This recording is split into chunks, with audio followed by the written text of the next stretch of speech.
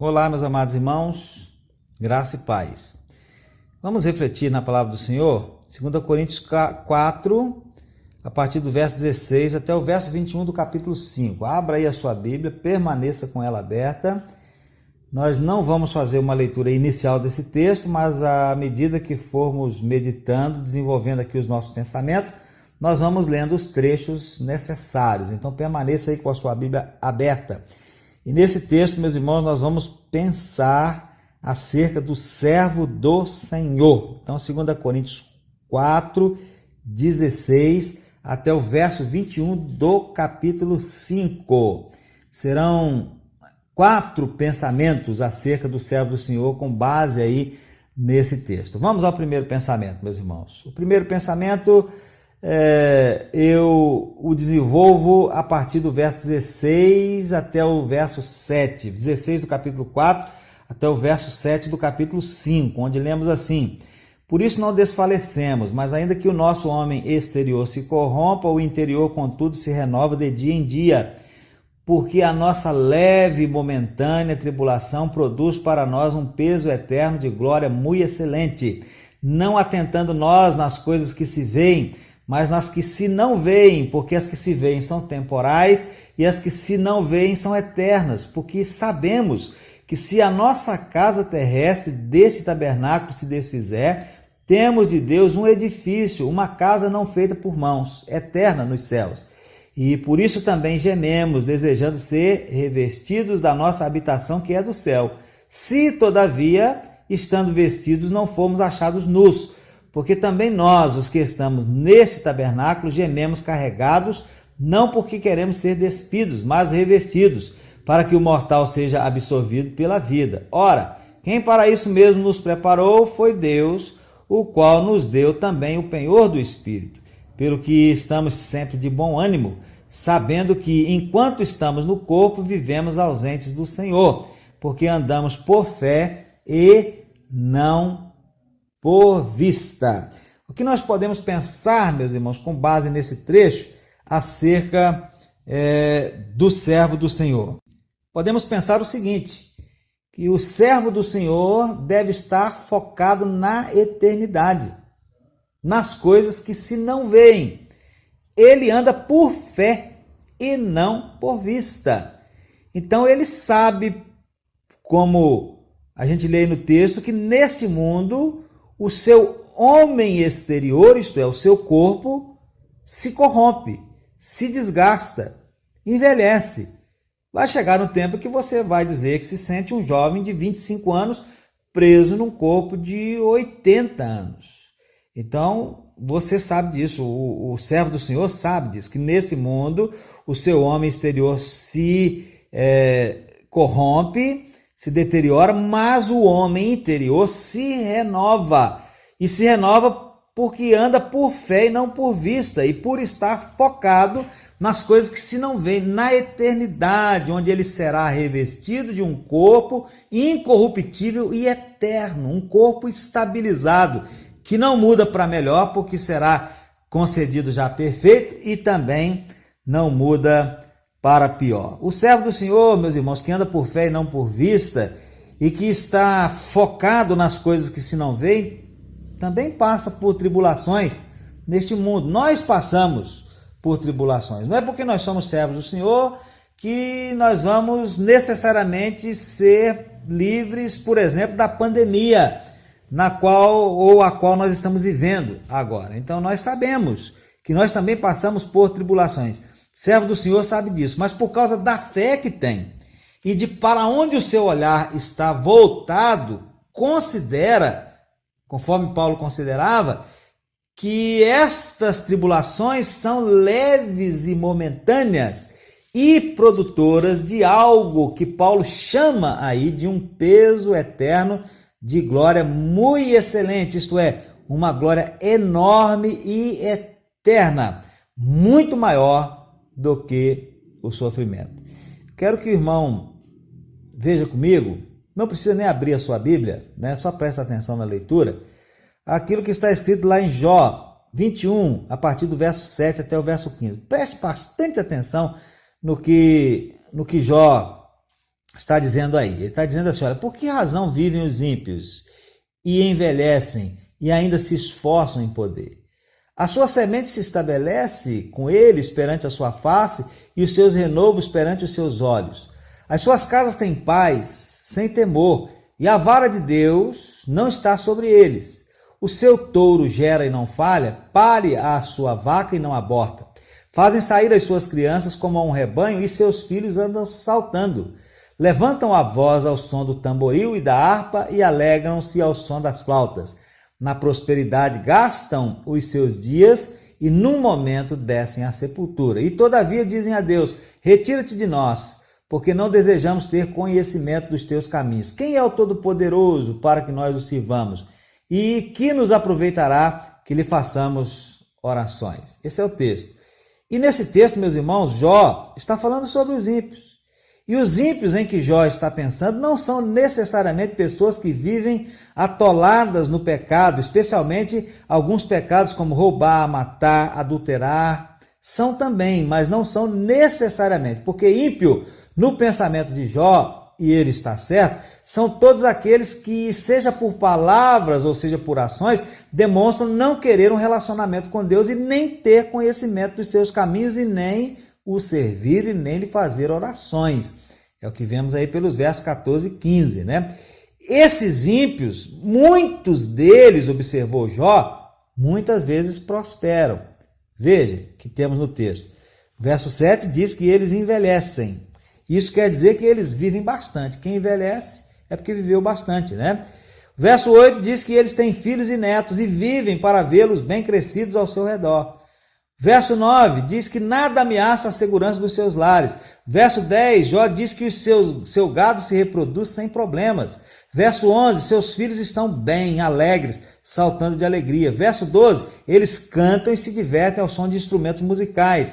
Verso 13, eles vivem e os seus dias na prosperidade, com tudo de bom e do melhor. E quando morrem, morrem no momento, sem dor e sem sofrimentos. Bem, meus irmãos, é claro que não são todos os ímpios que são assim, bem-aventurados. Jó estava angustiado.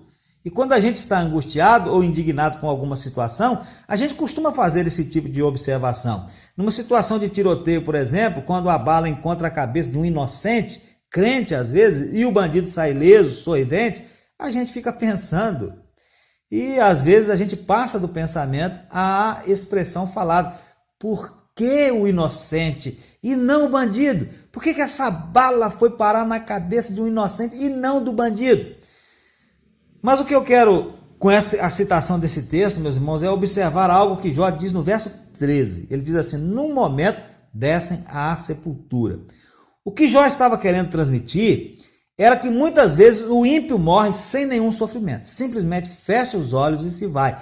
Sem feridas na pele como ele, sem dor como ele, sem ter que se raspar com cacos como ele estava fazendo.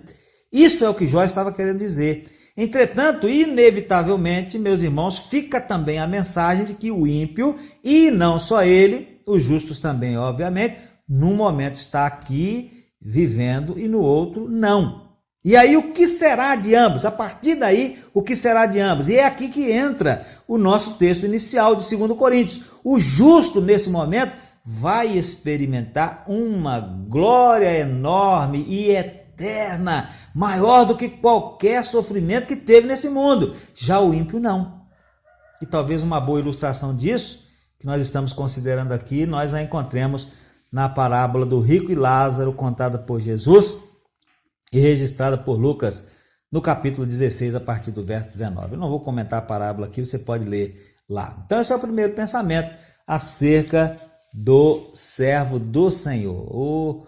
Ele deve estar focado na eternidade, nas coisas que se não veem.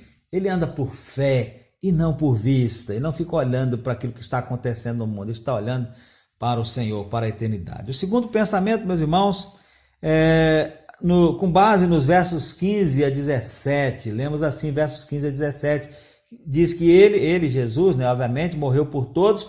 Para quê? Para que os que vivem não vivam mais para si, mas para aquele que por eles morreu e ressuscitou. Assim que daqui por diante a ninguém conhecemos segundo a carne, e ainda que também tenhamos conhecido Cristo segundo a carne, contudo agora já o não conhecemos deste modo. Assim que se alguém está em Cristo, nova criatura é, as coisas velhas já passaram, eis que tudo se fez novo. Qual é o pensamento com base nesses versos aí, acerca do servo do Senhor?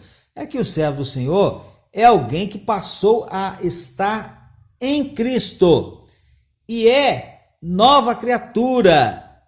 Ele, o servo do Senhor, não é mais exatamente a mesma pessoa de antes e não vive mais para si, e sim para aquele que por ele morreu e ressuscitou. Então vamos pensar um pouquinho. Diz aí o texto que não vive mais para si, vive para Cristo. O que isso significa? Significa que sai de cena o servo do Senhor para que Cristo entre em cena. Foi isso que João Batista fez quando ele disse: convém que eu diminua para que ele cresça. Desce do trono, o servo do Senhor desce do trono do seu coração para que Cristo reine. Pedro nos orienta, meus irmãos, a santificarmos Cristo como Senhor em nosso coração. Cristo como Senhor em nosso coração. 1 Pedro 3,15. Apóstolo Paulo, escrevendo aos Romanos, diz que nós somos salvos quando, dentre outras coisas, confessamos a Cristo como Senhor em nossos corações. Então, descemos do trono, o servo desce do trono do seu coração para que Cristo reine. Ele morre para que Cristo viva. Foi isso que Paulo fez. Ele não disse: eu estou crucificado com Cristo e vivo, não mais eu, mas Cristo vive em mim. Isto é o que significa não viver mais para si, mas viver para Cristo. As atitudes do servo também mudaram, nem todas, mas muitas. As boas, obviamente, permaneceram, mas quem roubava não rouba mais. Quem matava não mata mais, quem difamava não difama mais, quem mentia não mente mais, e por aí vai. E não só as atitudes, como as motivações das atitudes mudaram.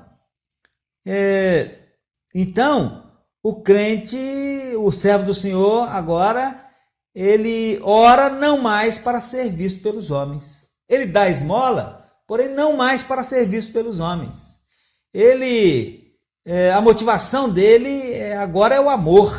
O amor de Cristo é quem o constrange, conforme nós lemos aí no verso de número 14. Então o servo do Senhor é alguém que passou a estar em Cristo, é nova criatura. Ele não é mais exatamente a mesma pessoa de antes, ele não vive mais para si, ele vive para aquele que por ele morreu e ressuscitou.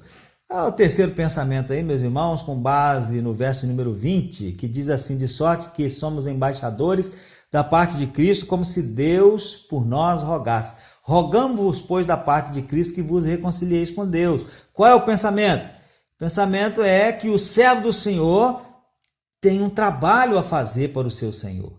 Ele é um embaixador de Cristo. O embaixador é uma pessoa incumbida de uma missão. No caso do servo do Senhor, ele é um embaixador de Cristo. E sua missão é levar a mensagem de Cristo, que é uma mensagem de reconciliação com Deus. E o quarto e último pensamento, meus irmãos, agora com base no texto como um todo, o texto em geral, é que o servo do Senhor, concluída a sua obra e peregrinação neste mundo, não será simplesmente aposentado e esquecido. No mundo isso é comum. Pessoas são muitas vezes aposentadas e esquecidas. Isso é comum e em muitos casos até muito normal. Mas no reino de Deus não. No reino de Deus ninguém é deixado à sua própria sorte depois de cumprir o seu papel. No reino de Deus, a pessoa, após sua peregrinação neste mundo, recebe um corpo glorificado e é levada à eterna presença de Deus, livre de todo e qualquer sofrimento. Deus tem preparado para os seus servos na eternidade algo muito especial que inclui a alegria de sua eterna presença. Então aí está o servo do Senhor, descrito aí em 2 Coríntios 4, de 16 até o capítulo 5 inteiro aí, né? O servo do Senhor é alguém que está focado na eternidade, nas coisas que se não veem, ele anda por fé e não por vista. O servo do Senhor é alguém que passou a estar em Cristo e é nova criatura, ele não é mais exatamente a mesma pessoa de antes, ele não vive mais para si, e sim para aquele que por ele morreu e ressuscitou. o servo do Senhor tem um trabalho a fazer para o seu Senhor nesse mundo e louvado seja Deus, meus irmãos, o servo do Senhor, concluída a sua obra e peregrinação neste mundo, não simplesmente será aposentado e esquecido, será recebido nos tabernáculos eternos com o corpo glorificado, levado à eterna presença de Deus, agora livre de todo e qualquer sofrimento. Deus tem preparado para os seus servos na eternidade algo muito especial, e esse algo muito especial inclui a alegria da eterna presença de Deus. Que Deus, meus irmãos, através do seu Espírito, aplique essa palavra do nosso coração, ao nosso coração. Traga, acrescente a fé em nosso coração. Traga alegria para o nosso coração. Traga desejo de servirmos a Deus com fidelidade enquanto peregrinamos por esse mundo. Que Deus abençoe a sua vida. Amém.